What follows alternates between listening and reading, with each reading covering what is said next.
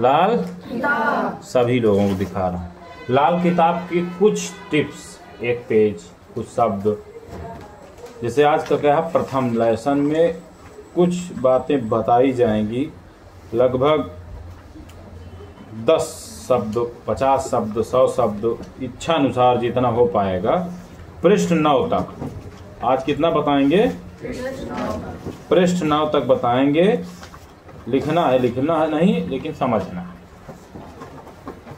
देखिए, कहते हैं ज्योतिष है, पूजा है, पाठ है, ग्रह है, दोष है, उपाय है, भूत प्रेत, तमाम की प्रकार की बाधाओं की तमाम चर्चा आने वाले समय में होंगी तुम्हारे जीवन में। ठीक है, तमाम प्रकार के लोग आएंगे, तमाम प्रकार के केस होंगे, सुनने को मिलेगा, समझने को मिलेगा। इस पुस्तक का मतलब यह है कि ज्ञानवर्धक चीजें इसमें प्राप्त कराई जा रही हैं।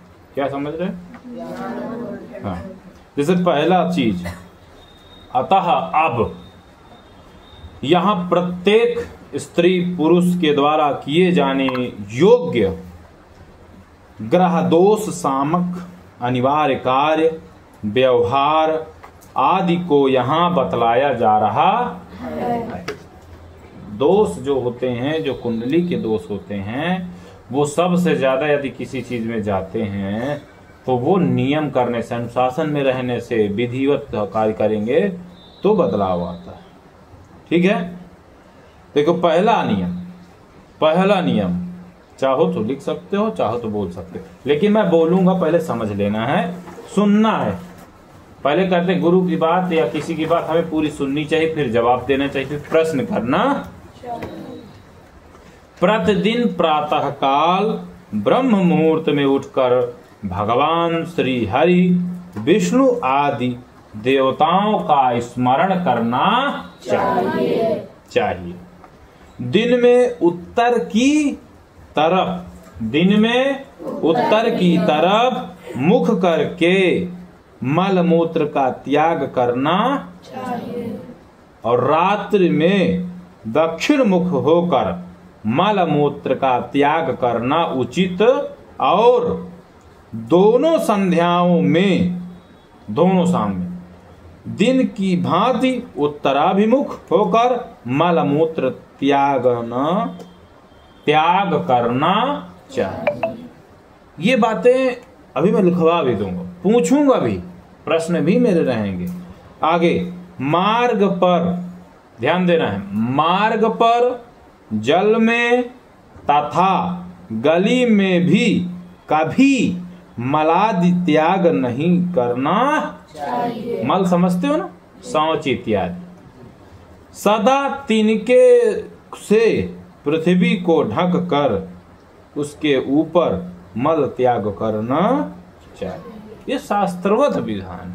ठीक है, मिट्टी से हाथ पैर आदि की भली भांति शुद्धि करके कुल्ला करने के पश्चात दंत धावन करना चाहिए, यानी कि मंजन करना चाहिए। अब समझना ये है, यहाँ पर हाथ पैर धोकर मिट्टी से।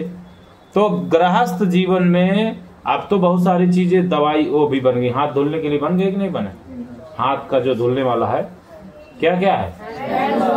हैंड वॉश, यानी कि हाथ धुलने के लिए बहुत सारे प्रोडक्ट हैं जो उनसे धुलने से कीटाणु मर जाते हैं, सही से रखते हैं। उसी के लिए हमारा शास्त्र भी कहता है। समझ में आया? आगे, नित्य नैमित्तिक काम्य क्रियांग मलकर्षण तथा क्रिया स्नान के ये 6 तरह के स्नान बताए गए। कितने प्रकार के स्नान है?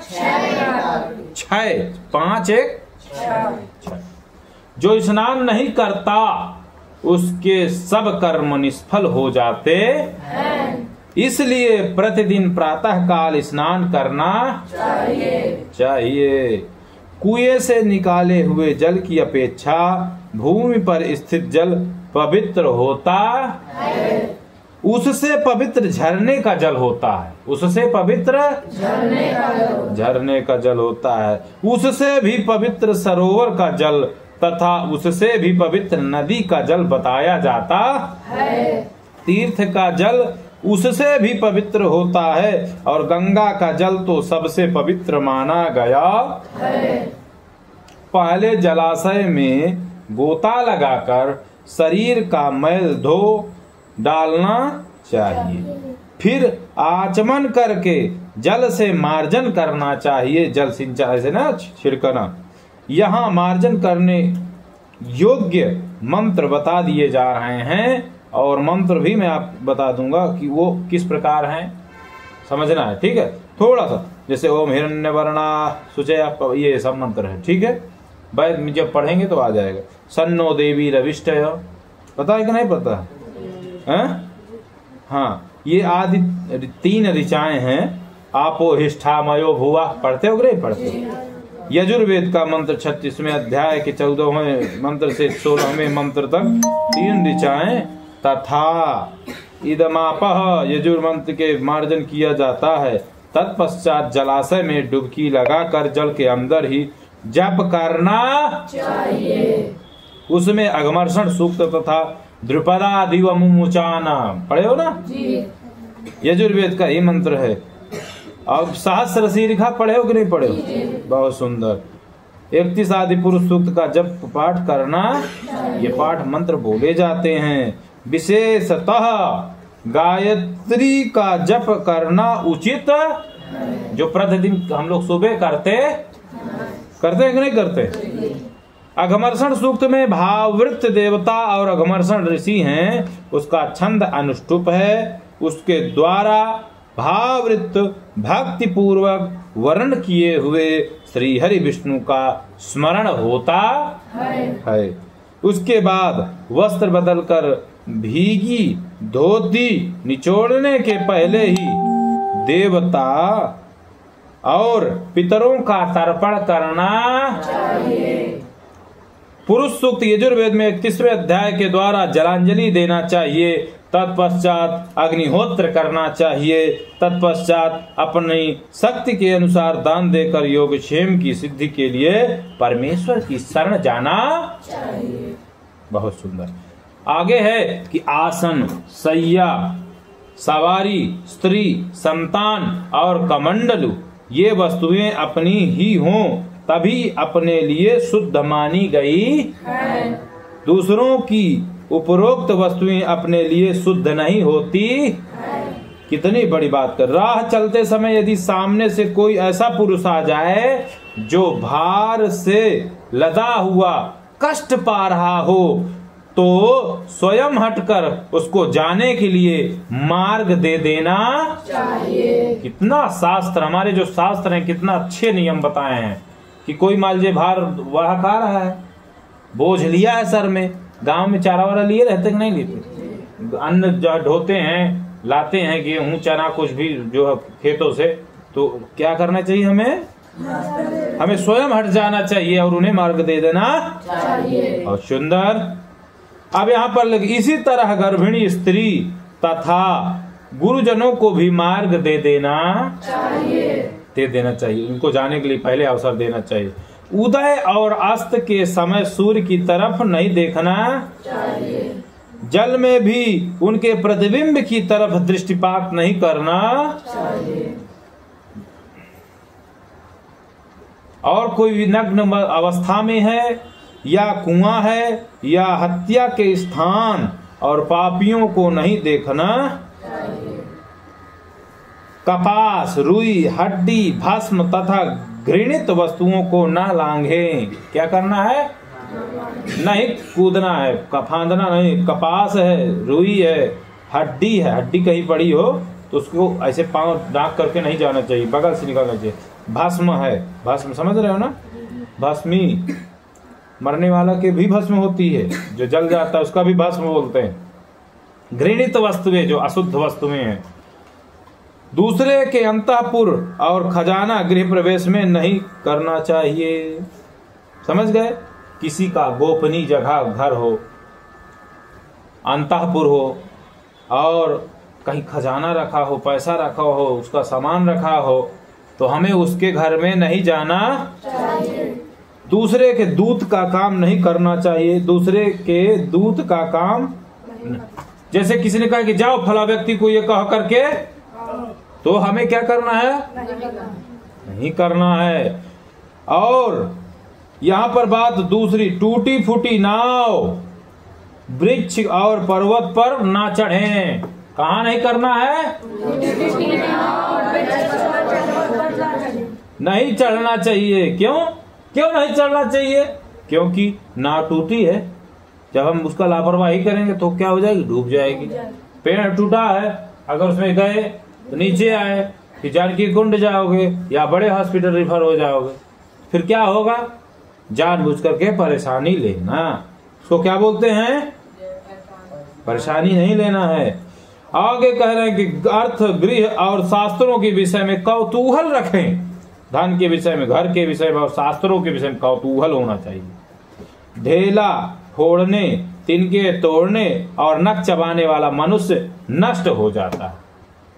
आप समझना बात को।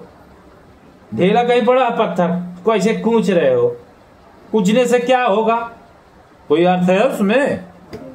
आगे है कि तिनके तोड़ना। कुछ लोग क्या करते हैं, मूर्ख टाइप के होते हैं, ऐसे नाखून चबाएंगे, तिनका तोड़ते रहेंगे बैठे बैठे। ये आलोक जो है ना, सब इसी तरह काम में ज्यादा करते हैं। समझ गए ना? आलोक के साथ में तो सब लोग आ जा रहे हो, यही लोग का व्यक्ति आलोक नहीं है। ठीक है ना? समझ गए? हाँ। मुख आदि अंगों को न बजाएं। मुख आदि, कोई दांत पीसता है, कोई ऐसे ऐसे करता रहता है, ये सब अशुद्धि है, ये सब नहीं करना चाहिए। समझ में आ रहा है मैं जो बात बता रहा हूं कि नहीं आ रहा? क्या आ रहा है? रात को दीपक लिए बिना ही ना जाएं। यार देखो, अब देख, पुरानी परंपरा को भी समझना। रात को दीपक लिए बिना ना जाएं। दूसरी बात, रोशनी हाथ में रहनी चाहिए, मोबाइल लेके जाना चाहिए। जैसे हम कहीं जा रहे हैं, अंधेला है, रोशनी नहीं है, प्रकाश नहीं है उस जगह में, तो हमें कुछ लेकर के, प्रकाश लेकर के, मान लो तुम गए, कोई समस्या हो गई या कोई जीव जंतु पे हाथ पड़ गया, कोई बात आ गई, तो क्या हो जाएगा? दिक्कत होगी। दरवाजे के सिवा और किसी मार्ग से गृह में प्रवेश नहीं करना चाहिए। घर में दरवाजे से ही जाना चाहिए। अब किसी के नहीं कि बाउंड्री कूद करके पहुंच गए, पीछे से पहुंच गए, ये सब ठीक नहीं होता है। जी, ऊपर ही थोड़ा सा ध्यान दें। मुंह का रंग न बिगाड़े। जो लोग मुंह बना लेते हैं मूर्खों की तरह, है ना, मुंह का रंग नहीं बिगाड़ना चाहिए। किसी की बातचीत में बाधा ना डाले। जैसे गुरुजी लोग बात कर रहे हैं, दो गुरुजी, और पहुंचे, अरे गुरुजी ऐसा, तो सुनना है पहले वो लोग क्या बात कर रहे हैं, हमें बोलना चाहिए कि नहीं बोलना चाहिए, कहना चाहिए कि नहीं कहना चाहिए। समझ रहे हो हमारी बात? ये चीज ध्यान देना है। दो लोग आपस में विद्यार्थी बात कर रहे हैं, तो तुम सुन रहे हो, तो तुम्हारा धर्म नहीं बनता कि बीच में आकर के बोलना। नहीं बोलना है ना? नहीं बोलना। आगे, अपने वस्त्र को दूसरे के वस्त्र से न बदले। क्या करना है? अपने वस्त्र को दूसरे के वस्त्र से न बदले। कल्याण हो, कल्याण हो, ऐसी बात मुंह से हमेशा निकाले, अच्छी शब्द बोले। समझ गए? जब अच्छा बोलोगे तो अच्छा होगा। आगे है, कभी किसी के अनिष्ट होने की बात ना कहें। जाओ तुम्हारा अविनाश हो जाए, जाओ तुम मर जाओगे, जाओ तुमको ऐसा हो जाए, ऐसा नहीं कहना चाहिए। कभी उसके बाद है कि पलाश के आसन को व्यवहार में न लावे। पलाश समझते हो क्या है? पलाश नहीं जानते हो? पलाश दंड जानते हो? अब मैं किसी दिन पत्ती लग रहे हो, छिउल बोलते हैं, हैं? हाँ, समझ गए? व्यवहार में नहीं लाया जाता, उसको खाने में लिया जाए, बैठने बैठने में यूज करते लोग। देवता आदि की छाया से हटकर चले। जैसे देवता की छाया है, उससे दूर से चले। आगे, दो पूज्य पुरुषों के मध्य से होकर न निकले। कोई दो पूज्य पुरुष से बगल से निकले, कि बीच से नहीं, कि मध्य बीच से निकल गया, ये ठीक नहीं। जूठे मुंह रहकर तारा आदि की तरफ दृष्टि नहीं डालना चाहिए, ऊपर नहीं देखना चाहिए। जूठा मुंह, जूठे हाथ कुछ छूना नहीं चाहिए, जूठे हाथ कुछ खाना नहीं चाहिए। ये नहीं कि खा रहे हो उठा लिया, पानी उठा लिया, बाल्टी उठा ली, मोबाइल उठा लिया, सब जो भी किया पूरा आज के आधुनिकता में चले गए। ये ठीक नहीं। दोनों हाथों से शरीर न खुजलाएं, दोनों हाथों से शरीर न खुजलाएं। अब मेरी बात समझ में आ गई? यहां तक मैं आज बता रहा हूं, अधिक नहीं बताना। बहुत ज्यादा ज्ञान ठीक नहीं होता, नहीं तुम लोगों को ज्ञान अधिक बढ़ जाएगा। इतना ही समझना है। आई बात समझ में कि नहीं आई? ऐसे ही ज्ञातव्य बातों के साथ हमें